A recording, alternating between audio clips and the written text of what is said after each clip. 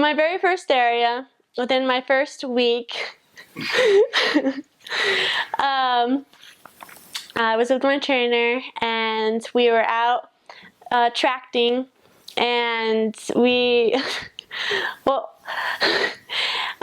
my companion saw a man brushing his driveway, sweeping his driveway, like very, very far away, like very end of the block. And she's just like, we gotta go talk to that man. I was like, we're never gonna make it. We're not gonna make it before he finishes his driveway.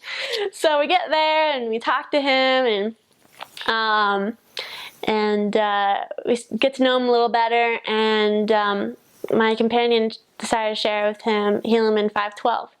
And we read that scripture to him, and he's like, wow, I love that scripture. Where is that? And we said, oh, it's in the Book of Mormon. And he's like, I've been really reading, and we told him about what the Book of Mormon was. And he says, I've really been reading the Bible a lot lately. My church challenged us to read the Bible in 30 days. 30 days. And I've really gotten a lot of strength from it, because my wife was just recently diagnosed with Alzheimer's. And he was really open with us and told us about all this. And so we decided to tell him a little bit about the plan of salvation, about how, that's with knowledge of that he'll be able to see his wife again, and that his wife will be made whole and be able to not have Alzheimer's anymore, that would bring him joy and happiness. And we want to tell him more about the plan of salvation. He's like, yeah, I'd love to learn more. So we give him a plan of salvation pamphlet and set up an appointment to come back 2 days later. And the next day we decided, we better make sure we know where this guy is, just make sure that we remember. And we totally forgot. We wrote down the address wrong. And so long story short, we were able to eventually find it by miracles, and we were able to show up to the appointment the next day on time, and he opens the door, and his wife was there, so that's why I really meet with him. And he opens the door, lets us in. He's like, oh, sisters, come on in, really excited to see you. Guess what? I just finished the Bible. We're like, yeah, time for the Book of Mormon. And I was like, oh, that's great, Brother Kelly, that's great. And so we sit down with him, and when we walked in, we saw his wife, Sister Kelly, and she looked awful. Like, she looked very gloomy, very depressed. She didn't get up, she just lied down, she didn't say anything to us. She was very, very gloomy, very depressed. And we can tell that Alzheimer's had really taken an effect on her. And so we sat down, and Brother Kelly's all excited, and he's like, sisters, this is after the prayer. He's like, sisters, I have a question for you. We're like, oh, okay. It's not how we start our lessons. It's okay. How do you get to the celestial kingdom? We're like, I'm a new missionary, and so I'd practice all day about how this lesson was going to go, and I did not expect that. And so I'm looking at my companion, and I was like, I don't know what to say. And she basically told him, and she told him about baptism, and then in like 20 seconds, and then she invited me to be baptized right then and there. And he looked at us very seriously, and then he got up and walked out of the room. And we're like, oh my gosh,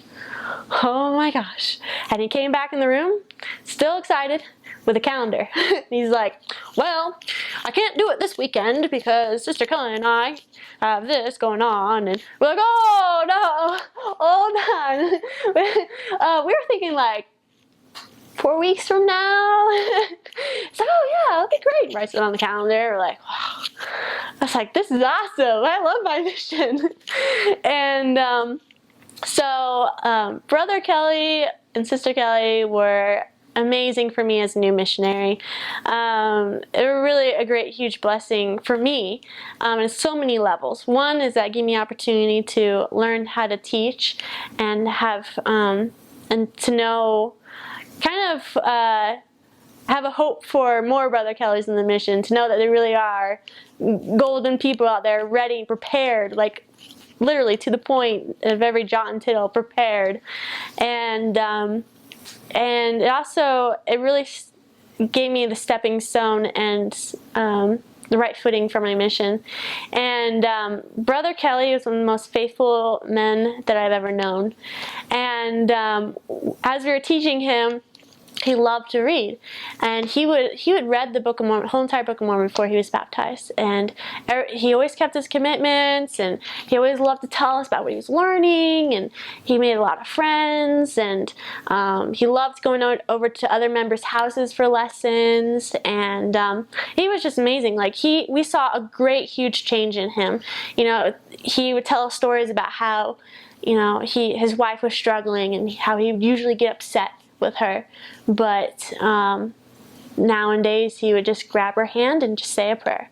And he went over to his neighbor at one point when we were teaching him and apologized for accusing him for stealing one of his tools. Like, he was a changed man, like completely new creature, as the Book of Mormon says. And we saw the exact same change in Sister Kelly. And it was the change in Sister Kelly that affected me the most, and really helped me to overcome all the insecurities that I had as a new missionary. Because she had a lot she was going through. And I remember in the beginning, as I said, she was all very gloomy and sad and depressed, and you could feel this like darkness. And she would tell us every lesson. She would point to this picture on the wall of herself about like 10 years earlier, and she would point to the picture and she would say, you see that picture over there? And I would say, oh yeah, Sister Kelly, we see that picture. Yeah, it's a beautiful picture of you. And she says, that used to be me, but that's not me anymore. I can't do it. I can't do it. I can't do it. And she would do this every lesson, at least once or twice. And it was very sad.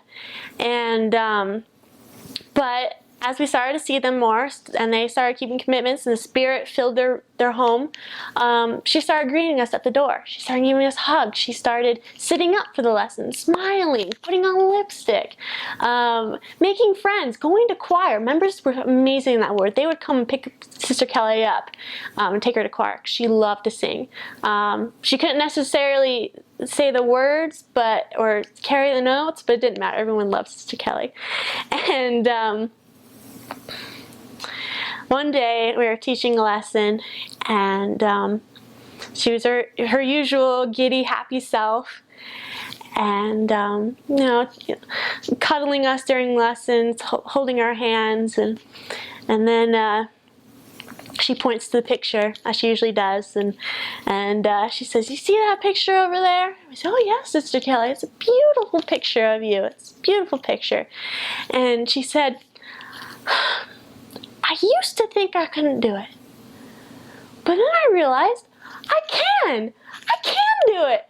And the Spirit filled the room, and you can tell that she had changed. And we said, yes, Sister Kelly, you can do it. And why can you do it? And she said, because of God. And yes, Sister Kelly, because of God. And even though that she was struggling with Alzheimer's, you could tell that the gospel really changed her. And we're really nervous when it came time for baptism if she was accountable, because during the time that we had met with her, she had progressed so quickly, very, very quickly. She was like a child at this point. And so we had the interview with her, and I don't know what happened, but she passed. And I guess I shouldn't be surprised, because she was such an amazing person, so full of faith. And I guess, you know, as the scriptures say, to become as a child, she had really become as a child because of the Alzheimer's, and her heart was just open to it. And she was a great influence to all the War members. She was like, everyone loved Sister Kelly in church. She would always give people hugs and ruffle little kids' hairs, and tell them. That's the thing about Sister Kelly. She was big about compliments. She would give you a big hug, and she would say, you are beautiful. You are so beautiful. Everyone loved Sister Kelly. Anyway, so I left the area after they got baptized, and that was the very beginning of my mission. And left that area, and I was able to actually teach lessons, because in the beginning of the mission, I didn't say a word during the lessons with Brother Sister Kelly. I was so shy. But that's another story. But I think it was because of the Kellys, because of Sister Kelly, that I really learned that I can do it.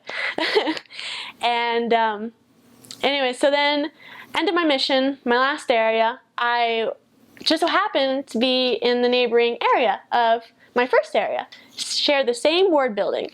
And I was so excited because our church was right after their church. So I saw the Brother Kelly, and I was so excited to see him again. I haven't seen him since like a year and a half almost. And I said, "Oh, Brother Kelly, how are things going?" And we had written. I got permission from mission president, like, to write him throughout my mission, and him and Sister Kelly. And I knew things were not going well for Sister Kelly. That she was having problems, and he told me that he had to put her in a home. He couldn't take care of her anymore. She was very confused, and he felt horrible, but he couldn't take care of her. He needed help, and he was really, really down about it. And so, just so happened, a week later, I was able to go on exchange with him, not with him, on exchanges with the sisters in that area, and I was assigned to go back to my area, and I was super excited. I felt like this was really like divine intervention. I knew he was really struggling, and so I went in there, and I went to teach him, and it was a tough lesson. We taught about faith. I remember that lesson very well. And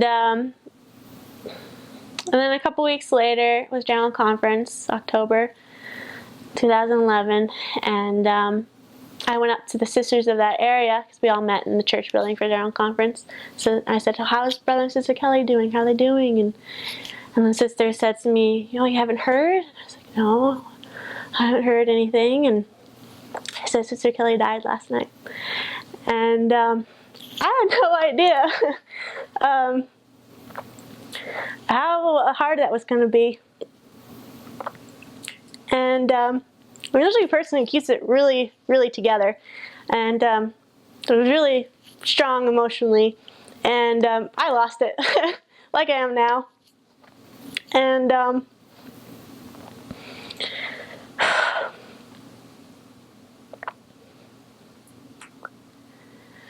next week, my mission president called me. I don't know how he learned about it. And he said, "Sister Richards, I'm giving you an assignment to go to Sister Kelly's funeral. Brother Kelly called me." Oh, that's why, Brother Kelly called me, and he wants you to speak at the funeral. And I want you to go, and I want you to preach the gospel. And so I went to the funeral, and I taught the gospel, and I wrote in my journal. And because I wrote in my journal, I was able to share some very special stories about Sister Kelly. And I really love the people you teach. They'll be like family. I love Sister Kelly. And I know that she's happy now. It must have been really hard to feel her body and mind failing her, and I'm really happy that she was able to have the gospel, and Brother Kelly was able to go to the temple a year later and have her work done for her, and they were sealed. And I feel like if I could have served her only one reason only and help only one person, then it would have been the Kellys. And if you can only change one person's life, even if it's your own, as everyone says, then it's worth it. And yeah, so you'll really love people that you teach, and that's because you represent Jesus Christ, and He loves people that you teach, and you represent Him, and you'll feel His love for them. You'll literally feel His love for them when you teach, and that's the reason why I love the Kelly so much.